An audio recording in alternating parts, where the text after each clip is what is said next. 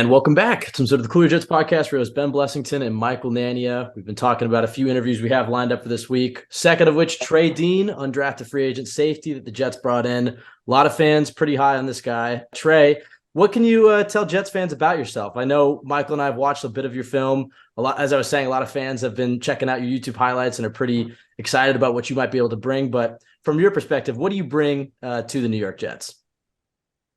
Well, just like a player that came, from an SEC school that, is really coming in ready to play. I want to do everything in my power to, to help the Jets win a championship in every way, form, and fashion that I can. I feel like my game will help the Jets, help the team a lot, no matter whether it's on special teams or even impacting the games. I feel like my playing style, my measurables and everything that I bring to the table, I think they help with the piece that the Jets was missing. I think they have found it in me. What was your process from, leaving Florida and, going through the draft process, getting to the Jets, that whole undrafted free agent process as well? I don't know if you're familiar with the history of this podcast, but 3 years ago we had Bryce Huff on when he had just signed with the Jets as an undrafted free agent out of Memphis.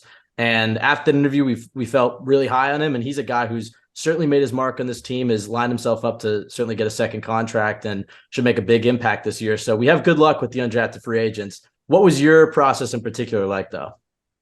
Well, going into the process, I was a pretty ranked high safety. I went through the process coming out of after college. Then the pre-job process. I had got hurt, so that really hurt me. I came after the Senior Bowl. I was MVP of the Senior Bowl, stuff like that. People think I was going to be a top safety coming off the board, but then I had got hurt. I got flagged at the combine because of injury, but now I'm 100%. I'm glad that I chose to be a Jet. My coaching staff, they have a great coaching staff, and I think that coaching staff and my playing style mold together in a great way, and it just helped me to become a great player. Like people gonna see that coming in this fall. I was looking at some of your measurables coming out of the draft, and I saw that you had 25 reps on the bench press, which is really impressive for a safety. It's one of the best numbers ever. So I was wondering what kind of training went into you putting up those numbers, and how could I or anyone listening to this podcast maybe hit 25 reps one day? Well, I give a lot. I'm gonna give a lot to God. God gave me a special talent. Big, strong, and fast. So I just at the end of the day, I'm gonna continue to work hard. My hard work paid off. At that particular time, and don't get me wrong. With my injury, my 40 didn't really exploit how fast I really am. But the Jets coaching staff and their training staff really know what type of player they got in me.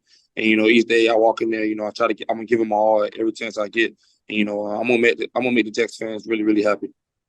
Yeah, and there are so many great undrafted players that come out every single year. Jets fans know a few of them. Wayne Chrebet is one of their all-time favorite undrafted guys. Bryce Huff, like you mentioned, is a great undrafted player in the team right now. So there's always a lot of great players who slip through the cracks, go undrafted. What do you think, scouts missed about you, and what are you looking to do to prove some of them wrong?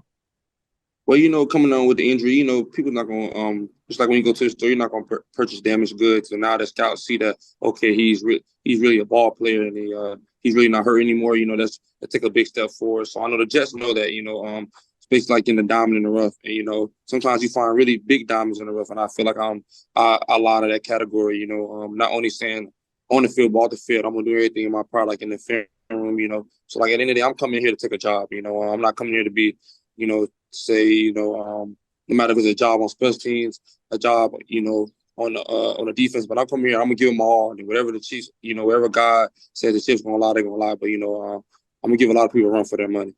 What went into choosing the Jets as the team you signed with as an undrafted free agent? Well, one thing, at the end of the day, I want to join a team that's gonna win. The Jets put a lot of great pieces around with Aaron Rodgers, stuff like that, and I feel like we have a great chance to win.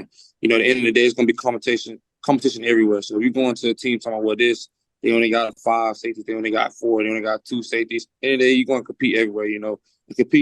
Competing runs in my veins. So I'm not shying away from anything. So just the will to win, and Coach M. He went to the University of Florida as well. He said. And just like the whole coaching staff, the way they run things and everything, they just fit my scheme and style to play that I play week in and week out. And I feel like helping me become a better player, not on the field, but off the field, ultimately go and win the championship. What's been Coach Salah's message to the team? Because like as you said, it's a big season with a lot of expectations. We talked to Thomas Morstead yesterday, who's the punter, but he talked about how just this is a confident team ready to compete. But how does Salah kind of rein you guys in and keep you guys focused? What is his kind of message day in and day out?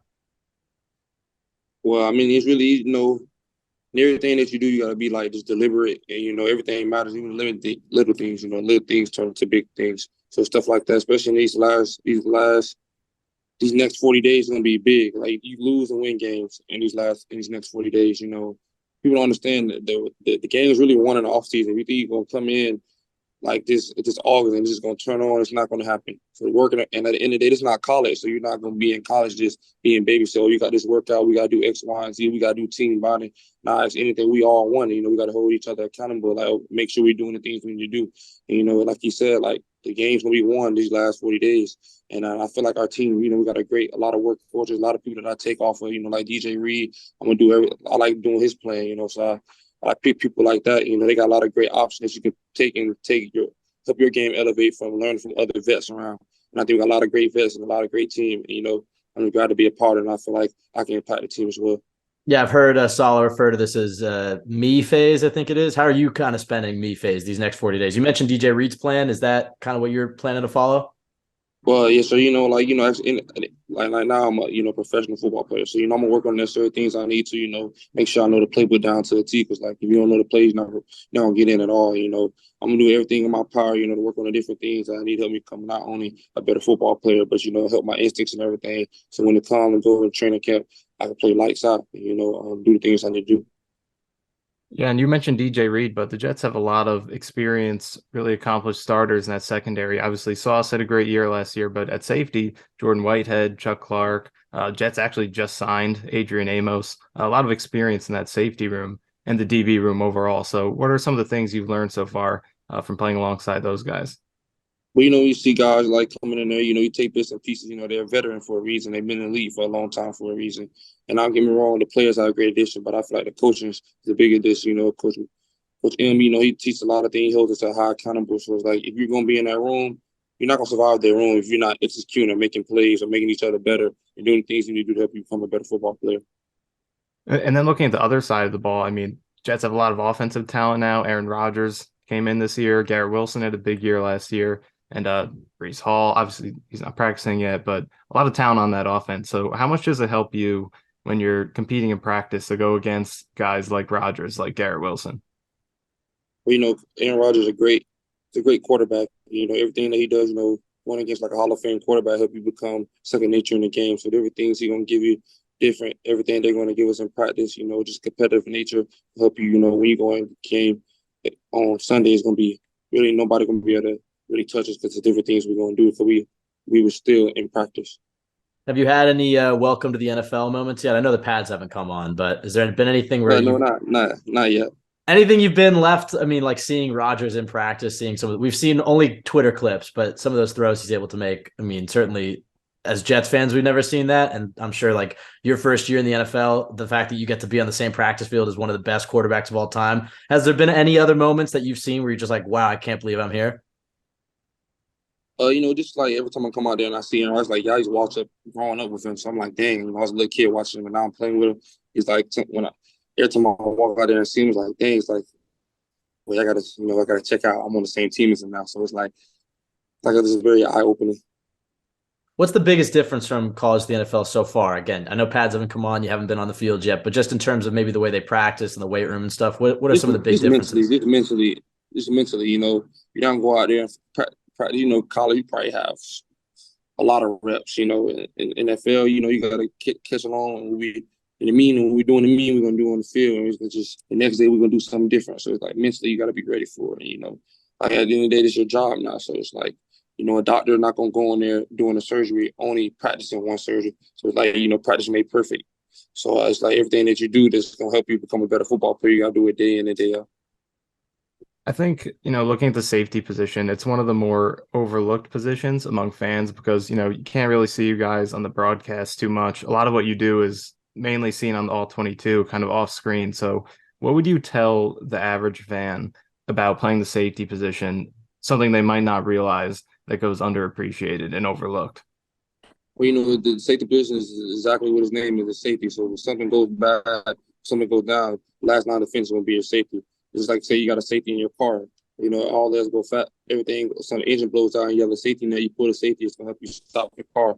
So just stuff like that. Whatever we do is going to be more exploited because at the end they would a last line of defense. So it's like we gotta be perfect, and like that comes with the position. So that's why in practice everything. That's why we got a great safety core now. Because at the end of the day, you got to have a lot of guys that can push each other to help each other. And you got to have a lot of people that you can rotate so you can end up making plays and like have all your safety going out there being fresh when it's time to be fresh. And then when it's time to make big plays, the safety's going to be ready to make those big plays. Was there anybody you watched growing up that you kind of try to model your game after, or even in modern NFL? Well, I started to watch Ed Reed and modern day Derwin James in college.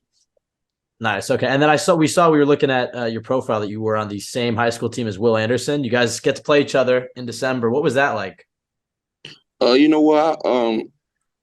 It was a great, we come from a small high school, so it's like that high school doesn't get any recognition. So to have two guys in the NFL in the same year is like really unspoken, especially coming out of high school. It's that small, but played a lot of big teams, but we wasn't that good. So it's like, it's really breathtaking. It's just an odyssey, and it's like a blessing. Yeah, obviously Will had a great career at Alabama, going to Houston now. And speaking of Alabama, their former quarterback a couple of years ago is now with you in the AFC East, Mac Jones.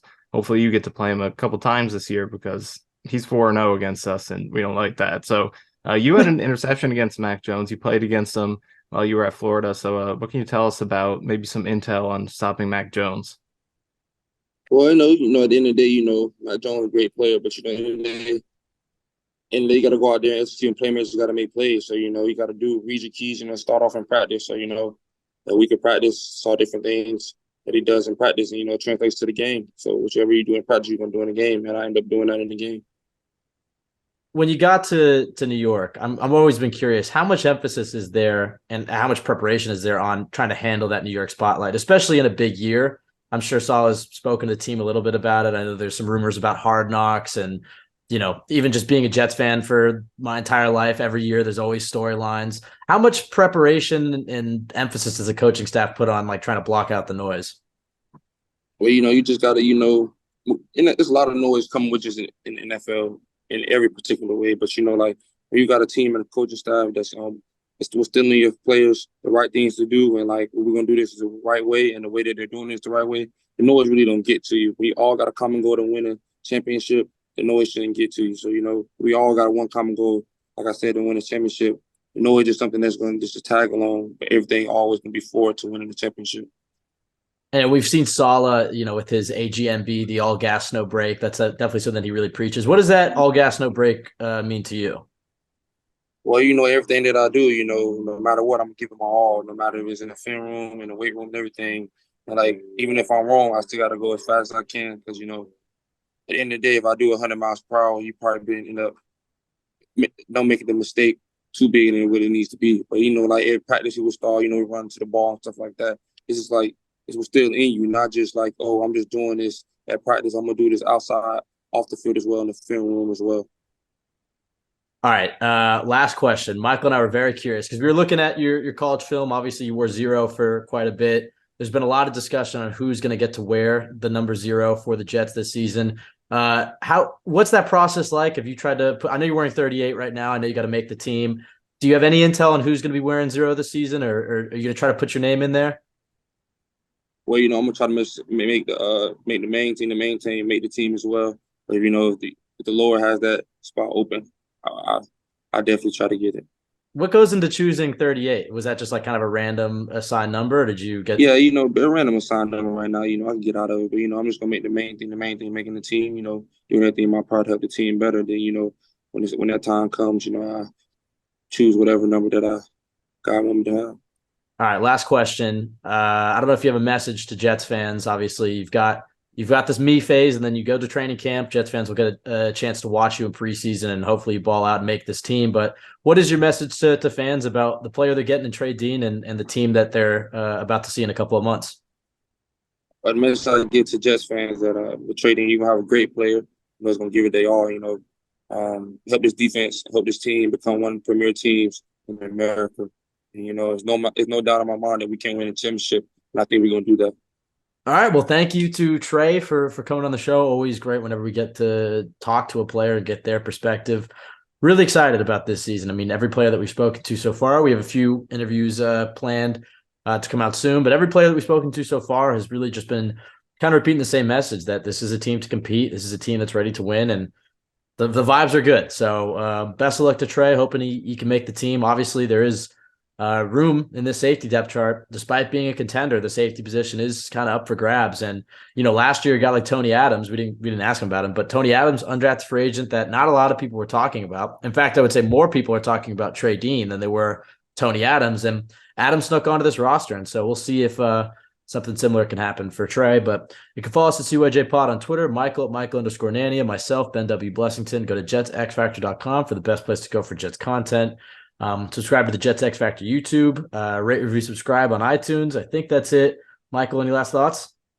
No, that was definitely a really fun interview. Like you said, it's always fun to just be able to speak to a player and get their perspective from the inside of what's going on with the team.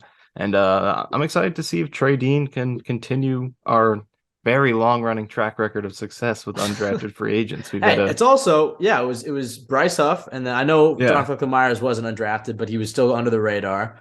And he got a second contract. We had Hennessy on. He got a second contract. Yep. I mean, Morstead's a vet. I'm trying to think if we've had anybody who's we've had a few that I guess haven't stuck around. But, I think our track record is pretty good. But, yeah, I know he didn't really give you much hope for hitting 25 reps at 225 on the bench press. But, I'll get there one day. All right. Thank you, everybody, for listening.